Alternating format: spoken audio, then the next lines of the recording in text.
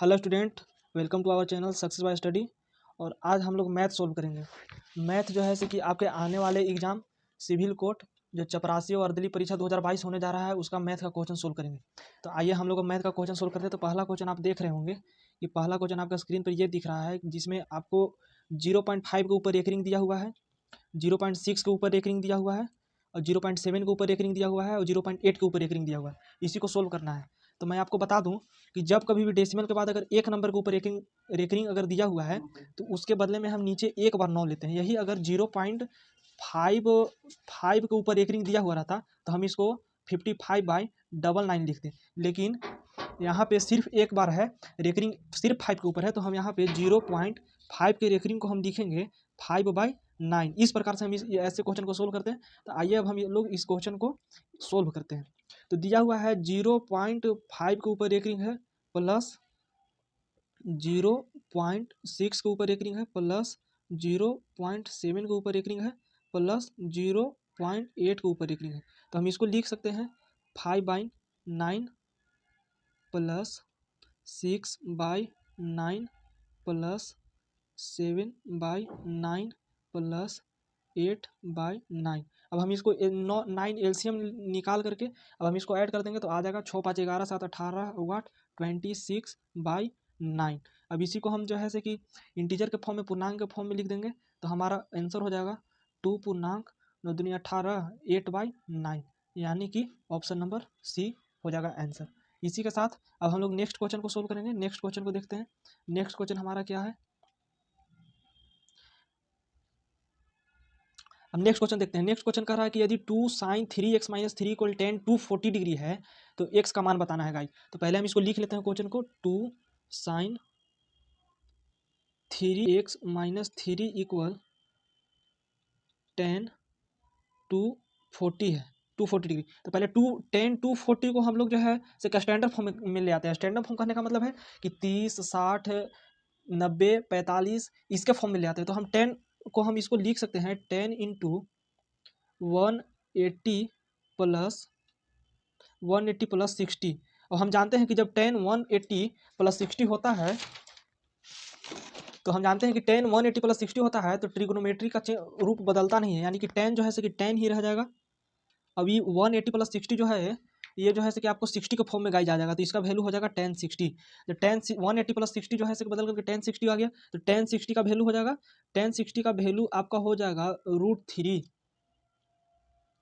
1060 का वैल्यू √3 हो जाएगा और 1060 का √3 हो गया, यानी कि हम बोल सकते हैं कि 2 sin 3x - 3 का वैल्यू जो है कि √3 आ गया। अब हम इसको नेक्स्ट पेज में सोल्व करते हैं। पेज में हमने ये देखा कि 2 sin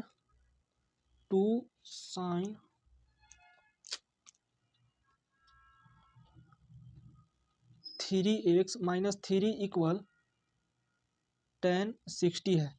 तो 2 अब यहाँ आ जाएगा। जब 2 यहाँ आ जाएगा तो ये क्या हो जाएगा 1060 का वैल्यू 1060 का वैल्यू √3 लिख देते हैं तो √3 था। अब अगर 2 को यहाँ हम ले आते हैं तो 2 यहाँ आ जाएगा। तो ऐसे 2 यहाँ से कट जाएगा, हम 2 को यहाँ पे काट देंगे। अब आ जाएगा 10 3x - 3 = √3/2 आ गया। तो √3/2 को हम क्या लिख सकते हैं, साइन इतना डिग्री। तो √3/2 को हम क्या लिख सकते हैं, √3/2 को हम लिख सकते हैं साइन 60 डिग्री, साइन 60। अब इधर क्या है हमारे पास साइन 3x - है। तो साइन 3x - 3 इधर साइन 60 डिग्री होता है तो साइन से साइन हम हटा देंगे। तो साइन से साइन हटा देंगे तो 3x - 3 = कितना हो गया 60 डिग्री। अब गाइस स्टूडेंट अब इसको हम सोल्व करेंगे तो आ जाएगा हमारा आंसर 63/3। इसका मतलब हो गया, इसको हम कट करेंगे तो 2 और 1, इसका मतलब हो गया कि 21 आंसर हो जाएगा। 21 डिग्री इसका एक्स का वैल्यू आ गया 21, यानी कि इसका आंसर बी हो जाएगा। अब इसी के साथ हम लोग जो है कि नेक्स्ट क्वेश्चन को सोल्व करेंगे। नेक्स्ट क्वेश्चन कहता है कि 4 क्रमागत सम संख्याओं का योग 484 है तो सबसे छोटी संख्या क्या होगी। सम संख्या कर रहा है तो मान लेते हैं कि पहली संख्या x है, मान लेते हैं कि पहली संख्या क्या है x है। तो क्रमागत तो इसके बाद वाला जस्ट सम संख्या क्या होगा, एक्स प्लस टू। हम जानते हैं कि पहले हम जान लेते हैं कि सम संख्या क्या होता है। तो सम संख्या हम उसको बोलेंगे जो कि 2 से डिवाइड हो जाए। तो मान लेते हैं कि हम एक्स मान लें, एक्स नहीं, एक्स की जगह पे अगर 4 रखते हैं तो 4 के बाद जस्ट अगला सम संख्या कौन होगा, 6 होगा, क्योंकि 6 2 से डिवाइड हो जाएगा। तो 2 जोड़ने के बाद हमको जो है कि सीक्वेंस के फॉर्म में, क्रम के फॉर्म में सम संख्या मिल जाता है। तो पहला हम एक्स मान लेते हैं, तो उसके अगला वाला एक्स प्लस टू हो जाएगा, उसके अगला वाला एक्स प्लस फोर हो जाएगा, उसके अगला वाला एक्स प्लस सिक्स हो जाएगा। तो स्टूडेंट्स हमारे पास ये 4 सम संख्या है। अब क्वेश्चन में यही कहता है कि इन्हीं 4 सम संख्याओं का योग जो है कि 484 है, तो सबसे छोटी संख्या बताना है। तो अब इन्हीं चारों संख्याओं को हम जोड़ देते हैं, बीच में प्लस कर देते हैं। अब इसी को इक्वल,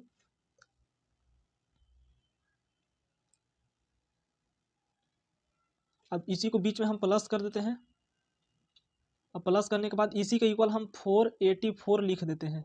484 लिख देंगे तो कितना हो जाएगा, 1 2 3 4 4x प्लस 2 4 6 4 10 2 12 इक्वल 484। अब हम यहाँ से x का वैल्यू निकालेंगे तो कितना आ जाएगा, 484 माइनस 12/4। इसका मतलब हो गया, आंसर हो गया 4 में से 2 गया 2, 8 में से गया 7,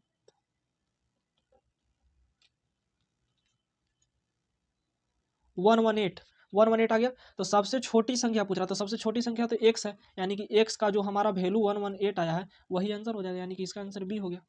अब इसके साथ हम नेक्स्ट पेज में चलते हैं। नेक्स्ट पेज में हमारे पास जो क्वेश्चन है हम उसको सोल्व करेंगे।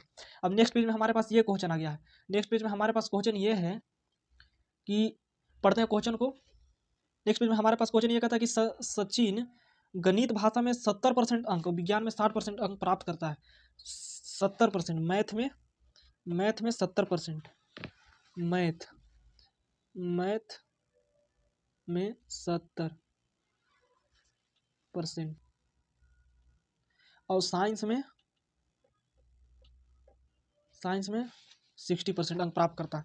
तो कहता है कि मान लीजिए कि दोनों विषयों में के पूर्णांक समान है, तो सचिन को दोनों विषयों में कुल कितने प्रतिशत अंक प्राप्त है। अब कहता है कि पूर्णांक का मतलब यहाँ पे समझना है फुल मार्क्स, दोनों में फुल मार्क्स समान है। तो हम मान लेते हैं कि दोनों का फुल मार्क्स 100 है। तो टोटल फुल मार्क्स यहाँ पे कितना हो गया, 200 टोटल फुल मार्क्स हो गया।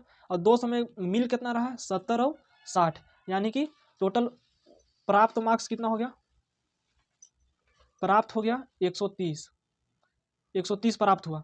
अब पूछता है कि प्रतिशत पूछ रहा है, तो प्रतिशत के लिए क्या करेंगे, जो हमको प्राप्त हुआ उतना बटे टोटल इंटू 100।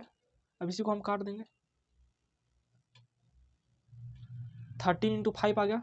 13 इंटू 5 करेंगे तो कितना हो जाएगा, 5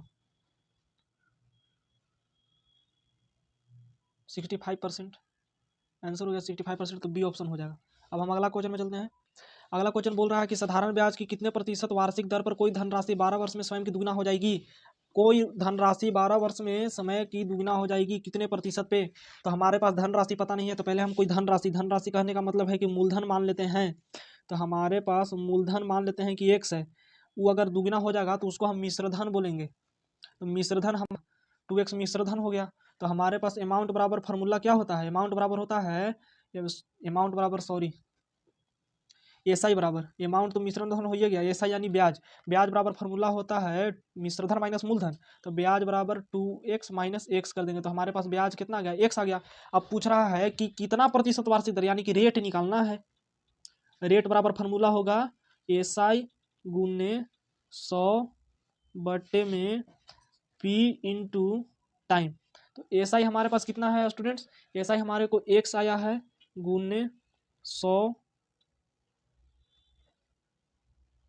बटे प्रिंसिपल कितना है एक्स गुने टाइम कितना है, टाइम हम लोग को क्वेश्चन में 12 वर्ष दिया हुआ है। तो एक से एक्स कट गया, यानी कि 100 है यहाँ पे, यानी कि आ गया 100/12। अब हम इसको डिवाइड करेंगे 100/12 को, तो मेरे को आएगा 8.1/3%। 8.1/3% इसका जो है कि सी ऑप्शन आंसर हो जाएगा। उसी प्रकार से अब हम नेक्स्ट क्वेश्चन में चलेंगे। स्टूडेंट्स ये सारे क्वेश्चन बहुत ही इंपॉर्टेंट है सिविल कोड पियोन परीक्षा के लिए, जो कि 2022 में लगभग मार्च के महीने में होगा। तो ये सारे क्वेश्चन को ध्यान से देखें। अब जो है कि नेक्स्ट क्वेश्चन कहता है कि दो वृत्तों की त्रिज्याओं का अनुपात 1:4 है। तो अनुपात त्रिज्याओं को हम इंग्लिश में रेडियस बोलते हैं। तो चलिए हम मान लेते हैं कि, मान लीजिए कि पहला सर्कल का रेडियस मान लेते हैं कि एक्स है, 1 एक्स एक्स मान लें या फिर 1 ही मान लेते हैं। तो पहला का रेडियस मान लेते हैं कि 1 है और दूसरा का रेडियस R2 बराबर 4 है, इतना है। अब कहता है कि दोनों दोनों उनके क्षेत्रफल का अनुपात बताइए। तो पहला का क्षेत्रफल हम मान लेते हैं कि पाई R1 स्क्वायर है बटे पाई R2 या स्क्वायर है, या R1 R2 दोनों सर्कल का रेडियस हो गया। अब हम एरिया जानते ही हैं, क्षेत्रफल जो है जैसे कि सर्कल का पाई आर स्क्वायर होता है, तो उसी पे हम बैठा देते हैं। तो पाई से पाई तो कट जाएगा, बच जाएगा R1 का स्क्वायर, R1 यानी कि 1 का स्क्वायर बटे नीचे R2 यानी 4 का स्क्वायर। तो हमारे पास क्या आ गया 1/16, यानी कि हम रेशियो में बात करेंगे तो 1/16 इसका आंसर हो जाएगा, यानी कि ऑप्शन नंबर ए हो जाएगा। अब हम उसी प्रकार से अब हम जो है कि नेक्स्ट क्वेश्चन में चलते हैं। नेक्स्ट क्वेश्चन कहता है कि एक लड़के ने 3 रुपया में 15 चॉकलेट की दर से कुछ चॉकलेट खरीदा तथा सभी चॉकलेट को 2 रुपया में 3 चॉकलेट की दर पे बेच दिया, लाभ या हानि ज्ञात कीजिए। तो चलिए, बहुत ही आसान सा सवाल है, इस सवाल को बस थोड़ा सा देखना है, उसके बाद जो है कि तुरंत बन जाएगा। कहता है कि 3 रुपया में, इसको ध्यान से देखिएगा, ये बहुत ही थोड़ा सा कॉन्सेप्चुअल है लेकिन बहुत आसान है। 3 रुपया में 15 को खरीदता है, तो 1 रुपया में क्या को खरीदेगा 3/15।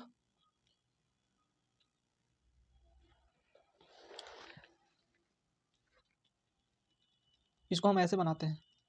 क्वेश्चन कहता है कि एक लड़के ने 3 रुपया में 15 चॉकलेट की दर से 15 चॉकलेट की दर से खरीदा है। इसका मतलब क्या होगा कि 3 रुपया में 15 चॉकलेट खरीदता है, तो खरीदना खरीदना यानी कि क्रयमूल, क्रयमूल यानी कि सीपी। तो 3 रुपया में 15 चॉकलेट खरीद रहा है, इसका मतलब सीपी हम निकालेंगे तो एक चॉकलेट का हम सीपी निकाल रहे हैं, यानी कि एक चॉकलेट का क्रयमूल। तो एक चॉकलेट का क्रयमूल हमारे पास कितना हो जाएगा 3/15, यानी कि 1/15 रुपया, 1/5 रुपया, 1/5 रुपया हो जाएगा। अब देखिए, अब यहाँ पे बेच भी रहा है, तो बेच रहा है 2 रुपया में 3 चॉकलेट की दर से, तो एसपी हमारे पास कितना हो जाएगा 2/5 रुपया। हम एसपी सीपी भी एक चॉकलेट का निकाले हैं, एक चॉकलेट का, और हम बार बार ये बात बोल रहे हैं कि सीपी एक चॉकलेट का निकाले हैं और एसपी भी एक चॉकलेट का निकाले हैं, तो 2/5। अब बताइए कि हमारे को लाभ होगा कि हानि होगा, तो इससे साफ पता चलता है कि लाभ होगा। तो हम यहाँ पे अब लाभ निकाल लेंगे, लाभ निकालेंगे तो लाभ बराबर हो जाएगा एसपी माइनस सीपी, यानी कि 2/5 माइनस 1/5। अब हम इसको सोल्व कर देंगे तो हमारे को आ जाएगा 7/15, 7/15 आ गया। अब क्वेश्चन कहता है कि लाभ परसेंट निकालिए, तो लाभ परसेंट निकालने के लिए हम अब अगला पेज में चलते हैं। तो लाभ परसेंट बराबर फार्मूला होता है, लाभ परसेंट बराबर लाभ बटे सीपी गुने 100। लाभ परसेंट बराबर लाभ बटे सीपी गुने 100। तो लाभ हमको पिछला पेज में 7/15 हुआ था, तो हम यहाँ पे लिख देते हैं 7/15 गुने 100 और सीपी कितना था, सीपी था 1/5। तो हम 5 से 15 को काट देते हैं, 5×15 यानी कि 700/3 आ गया। अब हम इसको करेंगे, अब हम इसको करेंगे तो ये हमारे को आ जाएगा ये हमारे को आ जाएगा 233.1/3%। यही आंसर हो जाएगा गाइस। तो इसका हम आंसर मार देंगे 233%(1/3) और ये लाभ, लाभ के साथ, यानी कि ये हो जाएगा। अब भाई, अब ये गाइज नेक्स्ट क्वेश्चन जो है कि बहुत ही आसान है। कहता है कि लकड़ी के 3 लट्ठों की लंबाई क्रमशः 48, 56, 72 मीटर व सबसे संभावित लंबाई ज्ञात की जिसके द्वारा पूर्णतया सबसे संभावित। इसका बहुत ही आसान है। ये तीनों का हम इन तीनों क्वेश्चन का, इन तीनों जो भी डाटा हमें प्राप्त है, इन तीनों डाटा का हम मस निकाल देंगे, यानी कि मस निकाल देंगे। किनका किनका 48, 56 और 72, ये तीनों का हम मौसम निकाल देंगे तो इनका आंसर आ जाएगा। इसी के साथ हम नेक्स्ट क्वेश्चन में चलते हैं। नेक्स्ट क्वेश्चन जो अच्छा क्वेश्चन उसका हम बात करेंगे। नेक्स्ट क्वेश्चन देखिए क्या कहता है।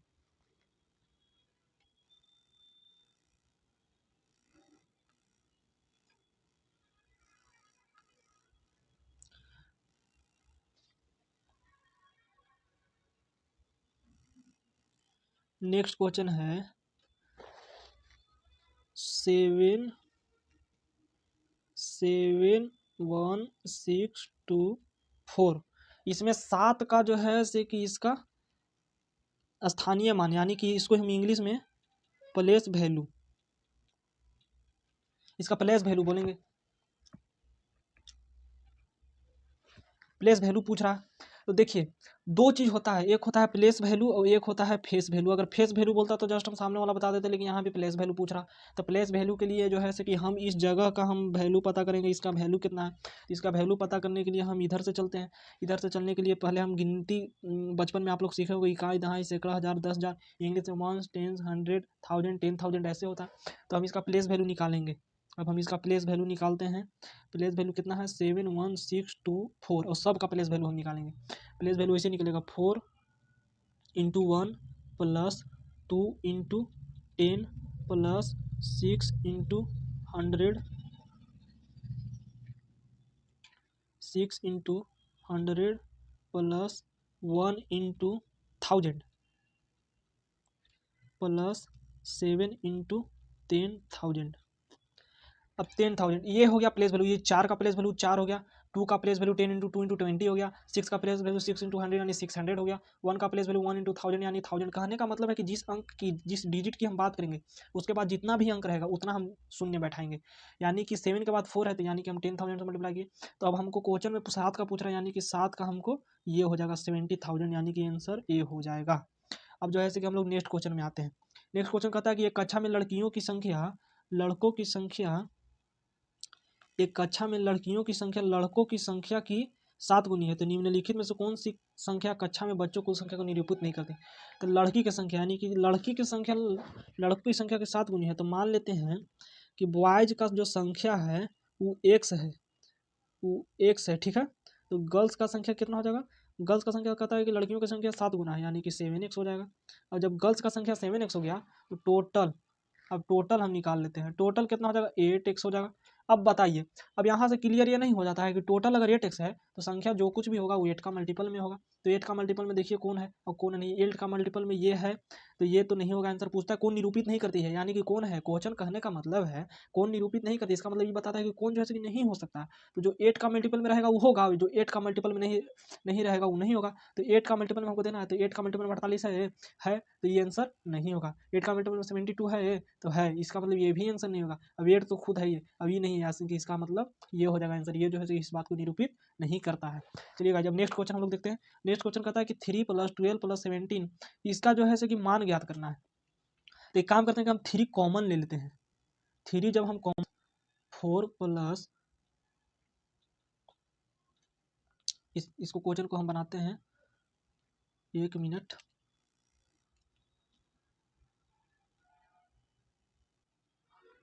स्टूडेंट इस क्वेश्चन में थोड़ा सा फॉल्ट है, यहाँ 17 की जगह 27 होना चाहिए, यहाँ पे 17 की जगह 27 यानी कि 27 होना चाहिए। अब ये क्वेश्चन बनेगा, अब मैं इस क्वेश्चन को बनाता हूँ, यहाँ पे 17 की जगह ये 27 होना चाहिए। अब यहाँ पे हम 3 कॉमन अगर ले लेंगे तो 1 प्लस 4 प्लस 9, 1 प्लस 4 प्लस 9 ऐसे ही करते करते plus n square, n term तक एन स्क्वायर हो जाएगा। अब देखिए, अब यहाँ पे हमको देख रहा है कि सब एक दूसरे का स्क्वायर है, सब एक दूसरे का स्क्वायर है। तो स्क्वायर के केस में जब स्क्वायर को जोड़ना हो, जैसे कि जब स्क्वायर को जोड़ना हो तो उसका एक फार्मूला होता है, स्क्वायर को जब जोड़ना हो तो उसका एक फार्मूला होता है। यहाँ पे हम फिर से लिख देते हैं 1 plus 4 plus 9 plus n square plus n square. Square को जोड़ना हो तो स्क्वायर का एक फार्मूला होता है, स्क्वायर का जोड़ने का फार्मूला होता है n into n plus 1 into 2n plus 1 by 6। और 3 तो पहले से था ही, अब इसका बदले में हम ये लिख दिए, इसका मतलब इसका आंसर ये हो जाएगा। अब ये वाला जो स्क्वायर वाला जो बोले 3 into n plus 1 into 2n plus 1 ये याद होना चाहिए, ये डायरेक्ट क्वेश्चन बनाने का तरीका होता है। एक होता है n into n, n into n plus 1/3, ये जो है कि लगातार नेचुरल नंबर को जोड़ने का ये फार्मूला होता है। ऐसे ऐसे फार्मूला हमें याद रखना चाहिए। अब हम अगला नेक्स्ट क्वेश्चन में चलते हैं। Next question guys, next question का बनाने का तरीका ही बहुत आसान है। पहले हम क्या करेंगे नेक्स्ट क्वेश्चन के लिए कि इसको हम एलसीएम ले लेकर इसका सोल्व करेंगे, इसका हम एलसीएम ले लेकर सोल्व करेंगे। तो देखिए हम एलसीएम डायरेक्ट लेते हैं। तो पहले का हम अगर एक्स प्लस 1 का एलसीएम अगर एक्स प्लस 1 हो गया तो यहाँ पे हो जाएगा एक्स प्लस 1 माइनस 1, ये हो गया,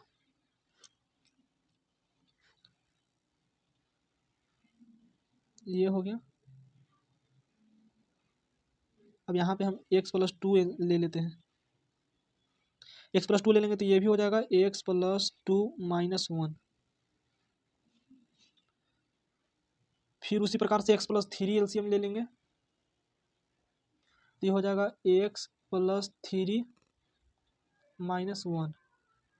उसी प्रकार से डॉट डॉट डॉट ये हो जाएगा 2x माइनस 1/2x, नीचे एलसीएम 2x ले लेंगे तो अब यहाँ पे देखिए x प्लस 1 माइनस 1 था, अब इसमें से घट के क्या आ जाएगा x प्लस 1। अब यहाँ पे क्या आ जाएगा x प्लस 2 माइनस 1 है यानी कि ये हो जाएगा x plus 1 by x plus two. अब यहाँ पे देखिए x plus three minus one यानी कि x plus two by x plus three dot dot dot. अब ये वाला आ जाएगा two x minus one by two x. अब यहाँ पे देखिए इससे ये कट गया, इसको यहाँ पे इससे ये कट गया, इससे ये कट गया, उसी प्रकार से इससे आगे भी कट जाएगा यानी कि ये कट जाएगा। अब बचेगा क्या, बचेगा यहाँ पे एक्स और यहाँ पे टू एक्स। नेक्स्ट पेज में चलते हैं। नेक्स्ट पेज में क्या बचा, x by two x, x x cut गया यानी कि आंसर आ गया one by two. One by two आ गया यानी कि इसका आंसर हो जाएगा वन बाई टू। इसका आंसर वन बाई टू, इसमें ऑप्शन में नहीं दिख रहा है लेकिन इसका आंसर वन बाई टू इसका सही आंसर होगा। इसी के साथ ये सारे इंपॉर्टेंट क्वेश्चन थे। अगर आपको वीडियो अच्छा लगा हो तो चैनल को सब्सक्राइब कीजिए और वीडियो को लाइक कीजिए, शेयर कीजिए ताकि ज़्यादा से ज़्यादा स्टूडेंट तक पहुंच सके। इसी के साथ मैं आपसे विदा लेना चाहूँगा। Thank you.